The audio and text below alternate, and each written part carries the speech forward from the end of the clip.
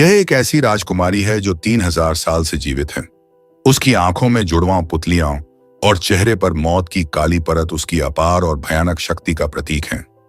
इस शक्ति को काबू में रखने के लिए लोगों ने उसे भारी लोहे की जंजीरों में जकड़कर एक अंधेरी प्रयोगशाला में कैद कर दिया और उसके शरीर में जहरीला पारा इंजेक्ट कर दिया।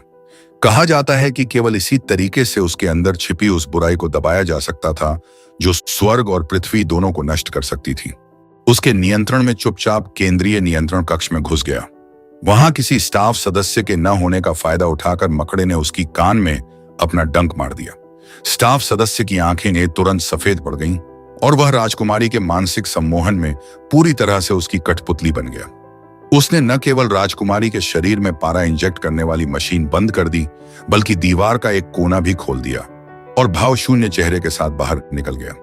राजकुमारी ने अपने कठपुतली के जरिए पावर बॉक्स खोल दिया। उसने जोर से कुल्हाड़ी से लात मारी। प्रयोगशाला की पूरी बिजली व्यवस्था तुरंत ठप हो गई। यहां तक कि स्वतंत्र कम तापमान वाली दमन प्रणाली भी बंद हो गई। जैसे जैसे तापमान सामान्य होने लगा, राजकुमारी ने अपने शरीर से बड़ी मात्रा में पारा बाहर निकाल दिया। पहले दबी हुई बुराई शक्ति भी धीरे धीरे वापस लौटने लगी और उसके अंदर एक नई ऊर्जा का उफान उठने लगा। बिजली कटने से सुरक्षा प्रणाली भी निष्क्रिय हो गई। जेनी तुरंत कार्यालय में दौड़ी आई और निक को बताया कि क्राउन प्रिंस ने रत्न ढूंढ लिया है। अगर उस रत्न को नष्ट कर दिया जाए तो श्राप टूट सकता है। दोनों जानते थे कि अगर राजकुमारी अपना जाल पूरा कर लेगी तो वे उसका मुकाबला नहीं कर पाएंगे। उनके दिलों में भय और उम्मीद का घालमेल था, इसलिए उन्होंने फैसला किया कि वे खुद पहल करेंगे और राजकुमारी से पहले रत्न को नष्ट कर देंगे। इससे श्राप टूट जाएगा और राजकुमारी मौत के देवता को नहीं बुला पाएगी। लेकिन जब राजकुमारी ने देखा कि निक खुद को छोड़कर दूसरी महिला के साथ भाग रहा है, तो उसका दिल टुकड़े टुकड़े हो गया। गहरी धोखे की पीड़ा और जलन ने उसे पागलों की तरह चीख उठने पर मजबूर कर दिया। उसके शरीर की शक्ति भी तेजी से वापस लौट रही थी और क्रोध की आग उसमें और भड़क उठी थी। निक जंजीरों से छूटने में सफल हो गया और मकड़े जैसी अजीब मुद्रा में चढ़ने लगा।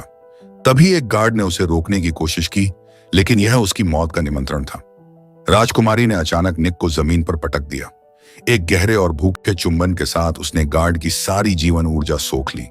जीवन ऊर्जा सोखने के बाद चुड़ैल राजकुमारी होश में आ गई और बुरे मंत्रों का जाप शुरू कर दिया।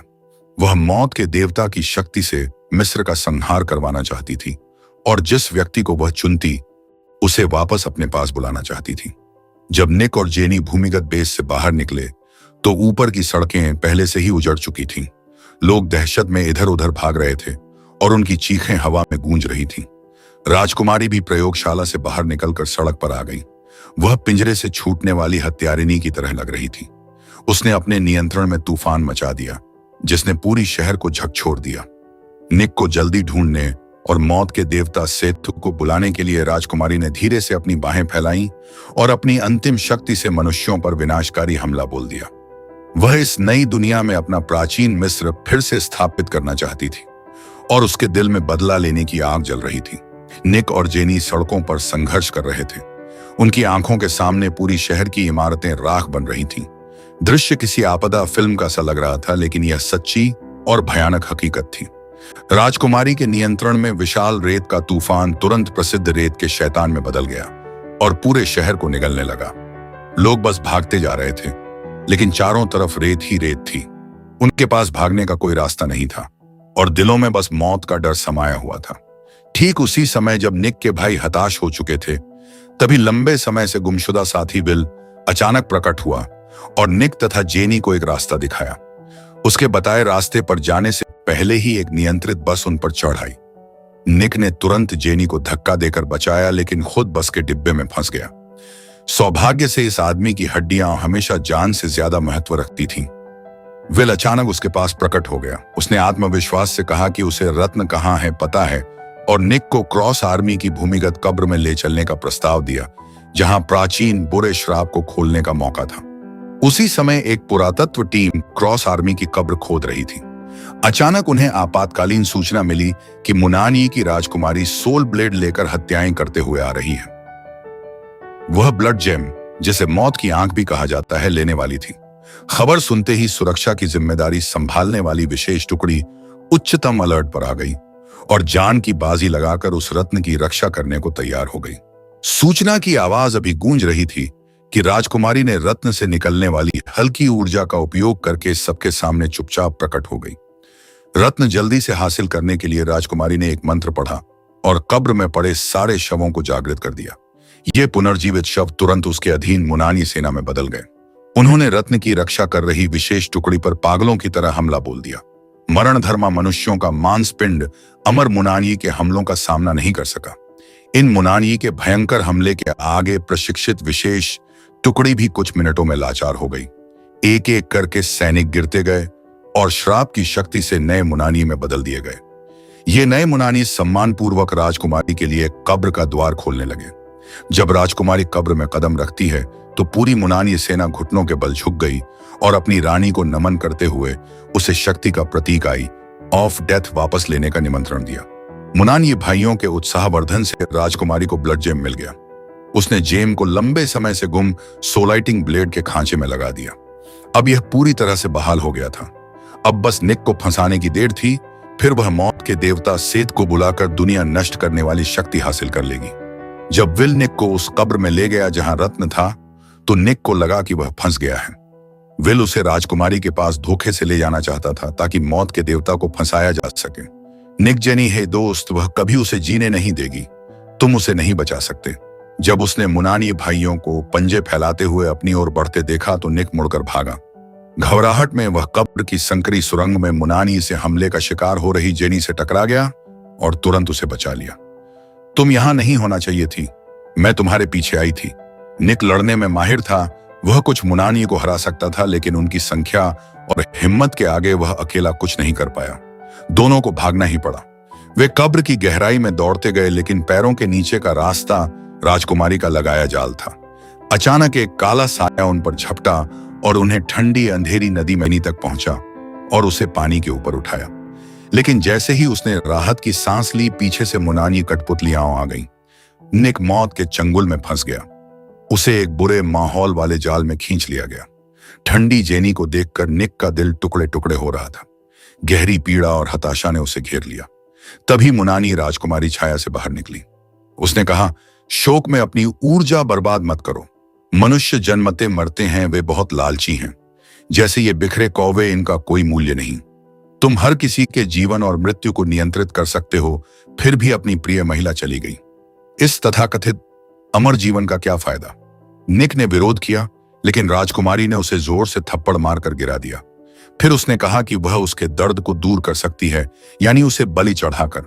निराशा में निक ने जेनी की लाश को देखा और राजकुमारी के सामने झुकने से इनकार कर दिया। राजकुमारी गुस्से में भड़क गई और उसे दूर फेंक दिया। निक मुश्किल से उठा और फिर लड़ना चाहा, लेकिन उसे भारी थप्पड़ मिला। राजकुमारी का धैर्य, जब यह सब खत्म हो जाएगा तुम मुझे शुक्रिया कहोगे, मैं वादा करती हूं।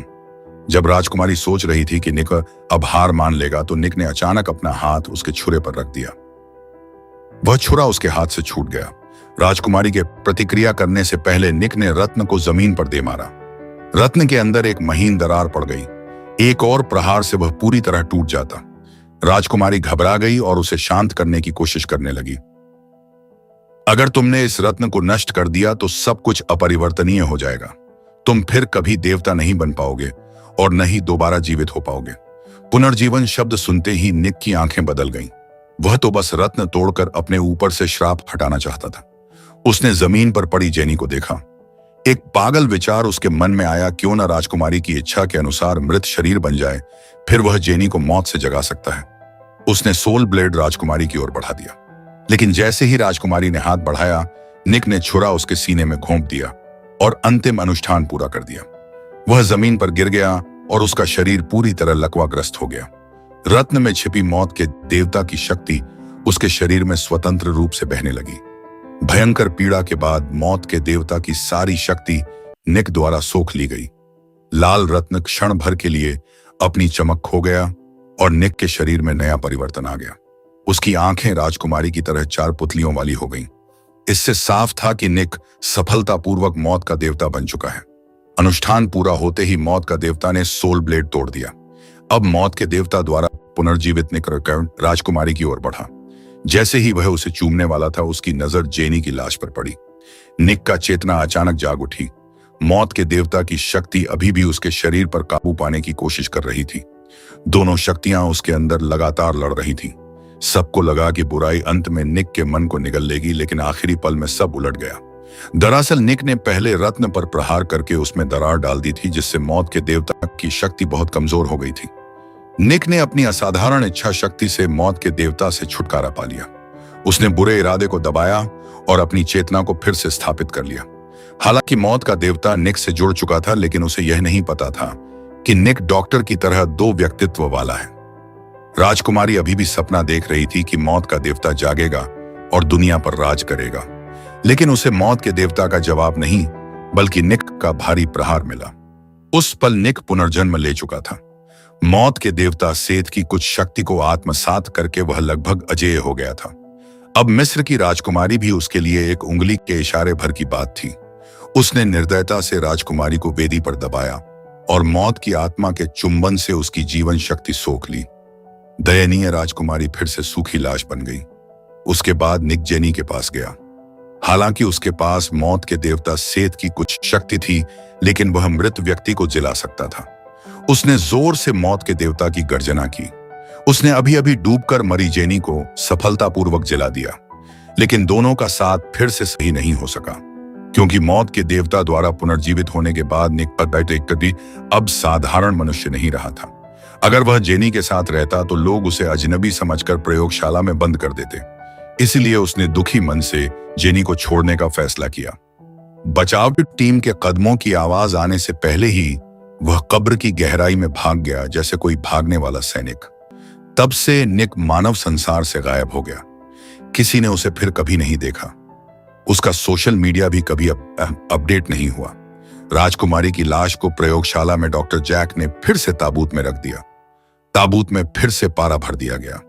डॉक्टर अच्छी तरह जानते थे कि इस प्राचीन श्राप और अनुष्ठान की विनाशकारी शक्ति क्या है। अगर श्राप को पूरी तरह तोड़ने का तरीका नहीं मिला तो राजकुमारी फिर से और भी भयंकर आक्रोश के साथ बाहर निकलेगी और मानव जाति को नुकसान पहुंचाएगी। जो निक गायब हुआ था, वह व्यस्त शहर को अलविदा कह चुका था। वह मिस्र की पीली रेत में पहुंच गया। वहां मौत के देवता की शक्ति से अपने साथी विल को जिला लिया और उसके साथ पश्चिम की ओर चला गया, अपने शरीर से लगे श्राप को हमेशा के लिए मिटाने का रास्ता ढूंढने। केवल तभी वह फिर से साधारण इंसान बन सकेगा और जेनी के साथ बाकी जीवन बिता सकेगा।